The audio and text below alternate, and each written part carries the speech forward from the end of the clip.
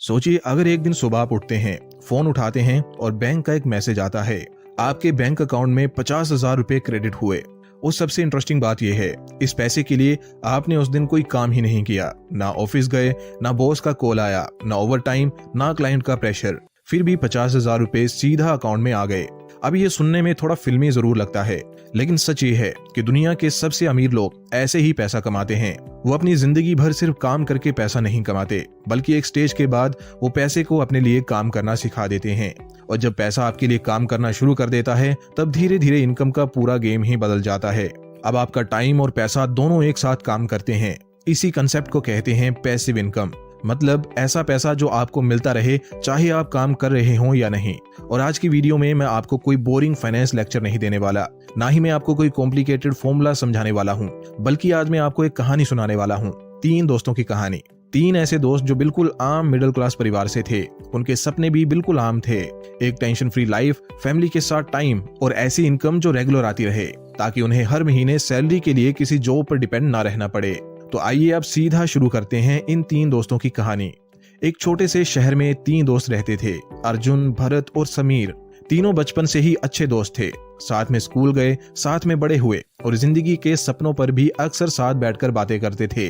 तीनों middle class परिवार से थे, इसलिए उन्होंने अपने घर में एक चीज हमेशा देखी थी। माता पिता पूरी जिंदगी मेहनत करते रहे, लेकिन फिर भी पैसों की चिंता कभी पूरी तरह खत्म नहीं हुई। कभी बच्चों की पढ़ाई का खर्च, कभी घर का खर्च, कभी अचानक कोई मेडिकल बिल। यही सब देखकर तीनों दोस्तों के मन में एक सवाल हमेशा आता था, क्या पूरी जिंदगी सिर्फ नौकरी करके ही गुजारनी पड़ती है? क्या ऐसा कोई तरीका नहीं है जिससे पैसा खुद व खुद आता रहे? धीरे धीरे समय के साथ तीनों को एक बात समझ में आने लगी, सिर्फ सैलरी इंसान को जिंदगी भर की सुरक्षा नहीं दे सकती, क्योंकि सैलरी तभी आती है जब आप काम करते हैं। अगर किसी वजह से काम रुक गया तो सैलरी भी रुक जाती है। और यही वजह थी कि इन तीनों दोस्तों ने एक दिन बैठकर एक बड़ा फैसला लिया। उन्होंने कहा, हम सिर्फ नौकरी के भरोसे नहीं रहेंगे, हम ऐसा सिस्टम बनाएंगे जहां पैसा हमारे लिए काम करेगा। और फिर तीनों ने एक कॉमन गोल तय किया। उनका लक्ष्य था इन्वेस्टिंग के जरिए हर महीने 50,000 रुपए कमाना। अब 50,000 रुपए बहुत बड़ी रकम तो नहीं है, लेकिन इतनी जरूर है कि घर का खर्च आराम से चल सके, परिवार को बेसिक सिक्योरिटी मिल सके और सबसे जरूरी हर महीने पैसे की चिंता कम हो जाए। लेकिन यहाँ से कहानी इंटरेस्टिंग हो जाती है। तीनों का गोल तो सेम था, 50,000 रुपए हर महीने, लेकिन उस गोल तक पहुंचने का रास्ता तीनों ने अलग अलग चुना। और सबसे पहले हम बात करेंगे पहले दोस्त की। पहला दोस्त अर्जुन, डिविडेंड स्ट्रेटेजी। अर्जुन को हमेशा से स्टॉक मार्केट में दिलचस्पी थी। उसे कंपनियों के बारे में पढ़ना पसंद था, किस कंपनी का बिजनेस कैसा है, कौन सी कंपनी कितना प्रॉफिट कमा रही है, ये सब चीजें उसे बहुत इंटरेस्टिंग लगती थी। एक दिन अर्जुन ने अपने दोस्तों से कहा, अगर कंपनियां इतना प्रॉफिट कमा रही हैं, तो मुझे भी उस प्रॉफिट का हिस्सा मिलना चाहिए। यहीं से अर्जुन ने चुना एक खास स्ट्रेटेजी, जिसका नाम था डिविडेंड इन्वेस्टिंग। अब इसे बहुत आसान भाषा में समझते हैं। जब कोई कंपनी प्रॉफिट कमाती है तो कई बार अपने प्रॉफिट का एक छोटा सा हिस्सा अपने शेयर होल्डर्स को दे देती है। इसी को कहते हैं डिविडेंड।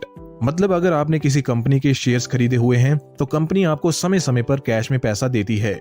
अब एक छोटा सा एग्जांपल समझिए। मान लीजिए किसी कंपनी का एक शेयर है जिसकी कीमत है 1,000 रुपए और वो कंपनी साल में 40 रुपए डिविडेंड देती है, तो इसका मतलब हुआ उस कंपनी का डिविडेंड यील्ड लगभग 4% है।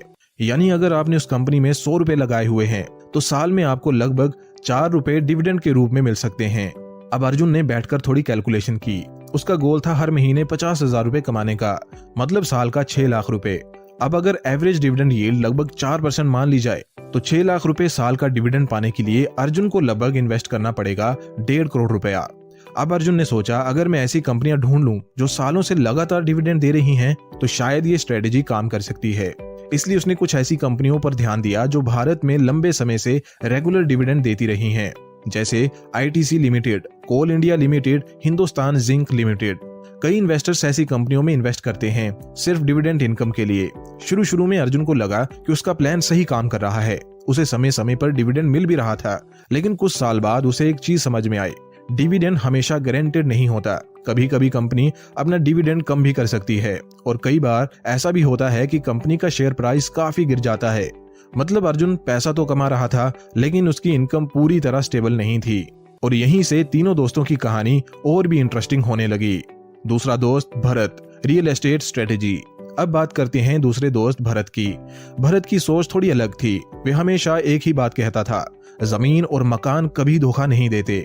उसका मानना था कि अगर आपके पास अपनी प्रॉपर्टी है तो वे किसी ना किसी तरीके से आपको कमाई करके दे सकती है। इसी सोच के साथ भरत ने चुना एक पॉपुलर तरीका, रियल एस्टेट इन्वेस्टिंग। भरत ने सोचा कि अगर वे एक फ्लैट खरीद ले और उसे किराए पर दे दे तो हर महीने एक रेगुलर इनकम आ सकती है। इसलिए उसने अपनी बचत और लोन की मदद से एक फ्लैट खरीदा। उस फ्लैट की कीमत थी लगभग 80 लाख रुपए।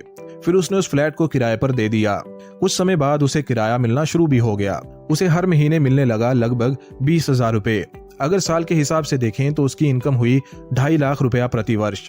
अब भरत ने वही कैलकुलेशन की। उसे चाहिए थे 50,000 रुपए हर महीने, मतलब साल का 6 लाख रुपया।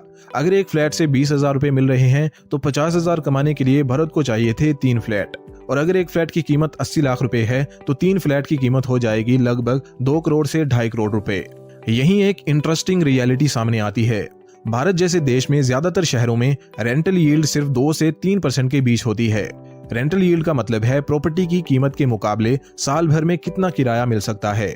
उदाहरण के लिए अगर किसी ने 2 करोड़ रुपए का घर खरीदा है तो अक्सर उससे मिलने वाला किराया होता है 20,000 रुपए से 25,000 रुपया प्रति महीना, यानी साल का लगभग 2.5 से 3 लाख रुपया। इसलिए भरत की स्ट्रेटजी काम तो कर रही थी। उसे हर महीने किराया तो मिल रहा था, लेकिन धीरे धीरे उसे कुछ परेशानियां भी होने लगी। जैसे कभी टेनेंट समय पर किराया नहीं देता, कभी मेंटेनेंस का खर्च आ जाता और कई बार फ्लैट महीने तक खाली पड़ा रहता। उस समय ना किराया आता है और खर्च अलग से होता है। मतलब भरत को इनकम तो मिल रही थी, लेकिन उसके साथ थोड़ी टेंशन भी थी। और इसी दौरान तीसरा दोस्त चुपचाप एक अलग रास्ते पर चल रहा था। तीसरा दोस्त समीर, SWP स्ट्रेटेजी। अब बात करते हैं तीसरे दोस्त समीर की। समीर तीनों में से सबसे शांत स्वभाव का था। वे ज्यादातर बोलता नहीं था, लेकिन हर चीज को ध्यान से समझता था। उसने देखा अर्जुन स्टॉक मार्केट में डिविडेंड ढूंढ रहा है और भरत रियल एस्टेट में प्रॉपर्टी खरीद रहा है। लेकिन समीर ने एक अलग फैसला लिया। उसने सोचा, मैं जल्दी पैसा कमाने की कोशिश नहीं करूंगा, मैं लंबे समय तक पैसा बढ़ाने की कोशिश करूंगा। और इसी सोच के साथ समीर ने शुरू की म्यूचुअल फंड्स में लॉन्ग टर्म इन्वेस्टिंग। उसने कोई कॉम्प्लिकेटेड स्ट्रेटजी नहीं अपनाई, बस एक सिंपल तरीका, हर महीने SIP। SIP का मतलब है हर महीने एक फिक्स्ड अमाउंट म्यूचुअल फंड्स में इन्वेस्ट करना। समीर ने यह काम बहुत डिसिप्लिन के साथ किया। हर महीने इन्वेस्टमेंट, चाहे मार्केट ऊपर हो या नीचे। समय बीतता गया, 10 साल, 15 साल और लगभग 20 साल भी चले गए। धीरे धीरे कंपाउंडिंग का जादू काम करने लगा और इतने सालों में समीर का इन्वेस्टमेंट बन गया लगभग 1.5 करोड़ रुपया। अब यहाँ से कहानी इंटरेस्टिंग हो जाती है, क्योंकि अब समीर ने शुरू किया एक तरीका जिसके बारे में बहुत कम लोग जानते हैं। इसका नाम है SWP, सिस्टमैटिक विड्रॉल प्लान। इसे आसान भाषा में समझते हैं। अगर आपने SIP के बारे में सुना है तो SWP उसका उल्टा है। SIP में पैसा बैंक से निकलकर इन्वेस्टमेंट में जाता है, लेकिन SWP में पैसा इन्वेस्टमेंट से निकलकर आपके बैंक में आता है। मतलब इन्वेस्टमेंट आपको हर महीने इनकम देने लगता है। अब एक एग्जांपल से समझिए। मान लीजिए समीर के म्यूचुअल फंड्स में कुल इन्वेस्टमेंट है 1.5 करोड़ रुपए और उसका पोर्टफोलियो एवरेज लगभग 12% रिटर्न दे रहा है, तो साल का रिटर्न होगा 18 लाख रुपए। अब समीर हर महीने निकाल रहा है 50,000 रुपए, यानी साल का विड्रॉल 6 लाख रुपया हुआ। अब इंटरेस्टिंग बात देखिए, इन्वेस्टमेंट कमा रहा है 18 लाख रुपए और समीर निकाल रहा है 6 लाख रुपए। मतलब पैसा निकालने के बाद भी उसका इन्वेस्टमेंट आगे बढ़ता रहता है। यही वजह है कि बहुत लोग रिटायरमेंट प्लानिंग में SWP का इस्तेमाल करते हैं। भारत में भी कई निवेशक म्यूचुअल फंड से हर महीने रेगुलर इनकम लेते हैं, जिन्हें मैनेज करती हैं बड़ी कंपनियां जैसे HDFC mutual funds, SIP mutual fund, ICICI prudential mutual fund. और शायद यही वजह थी कि तीनों दोस्तों में सबसे स्टेबल इनकम समीर के पास थी, क्योंकि उसका पैसा अब सच में उसके लिए काम करना शुरू कर चुका था। अब सवाल आता है, अगर आप इन तीनों दोस्तों की कहानी देखें तो मन में एक सवाल जरूर आता है, इन तीनों दोस्तों में से सबसे बेहतर तरीका कौन सा है 50,000 रुपए हर महीने कमाने के लिए? डिविडेंड, रियल एस्टेट या म्यूचुअल फंड्स और SWP? देखिए, सच ये है कि तीनों तरीकों से पैसा कमाया जा सकता है, लेकिन अगर सिंपल, प्रैक्टिकल और लॉन्ग टर्म तरीके की बात करें तो ज्यादातर लोगों के लिए एक चीज सबसे ज्यादा काम करती है, लंबे समय तक इन्वेस्टिंग और फिर SWP से इनकम लेना। अब सवाल है, अगर आपको भी 50,000 रुपए हर महीने चाहिए तो प्लान क्या हो सकता है? चलिए एक सिंपल कैलकुलेशन देखते हैं। फाइनेंस की दुनिया में एक रूल काफी पॉपुलर है, 4% विड्रॉल रूल। इसका मतलब है, अगर आपके पास एक बड़ा इन्वेस्टमेंट कॉर्पस है तो आप हर साल उसका लगभग 4% निकाल सकते हैं सेफली, और फिर भी आपका पैसा लंबे समय तक चलता रहता है। अब नंबर्स में समझते हैं। अगर किसी के पास इन्वेस्टमेंट है 1.5 करोड़ रुपए की, तो उसका 4% होगा 6 लाख रुपया प्रति वर्ष, यानी कि लगभग 50,000 रुपया हर महीने। मतलब अगर किसी के पास लगभग 1.5 करोड़ रुपए का कॉर्पस है तो वे लगभग 50,000 रुपए हर महीने निकाल सकता है। अब सवाल है, 1.5 करोड़ रुपया कैसे बनाए? क्या इसके लिए अमीर होना जरूरी है? देखिए जरूरी नहीं। मान लीजिए कोई व्यक्ति हर महीने इन्वेस्ट करता है 15,000 रुपए और लंबे समय में लगभग 12% एनुअल रिटर्न्स मिल जाता है, तो 25 साल में उसका इन्वेस्टमेंट बढ़कर लगभग 2 करोड़ के आसपास पहुंच सकता है। और अगर किसी के पास 2 करोड़ का कॉर्पस है तो उसमें से 50,000 रुपए हर महीने निकालना काफी हद तक पॉसिबल हो जाता है। और सबसे अच्छी बात, पैसा निकालने के बाद भी आपकी इन्वेस्टमेंट आगे बढ़ती रहती है। यही कारण है कि दुनिया के बहुत से लोग पहले लंबे समय तक इन्वेस्ट करते हैं और फिर उसी इन्वेस्टमेंट से रेगुलर इनकम निकालते हैं। तो आखिर में सीख बहुत सिंपल है। अगर आप जल्दी शुरू करते हैं और लगातार इन्वेस्ट करते रहते हैं तो एक समय ऐसा आता है जब आपको पैसे के लिए हर दिन काम करने की जरूरत नहीं पड़ती, क्योंकि तब तक पैसा आपके लिए काम करना शुरू कर चुका होता है।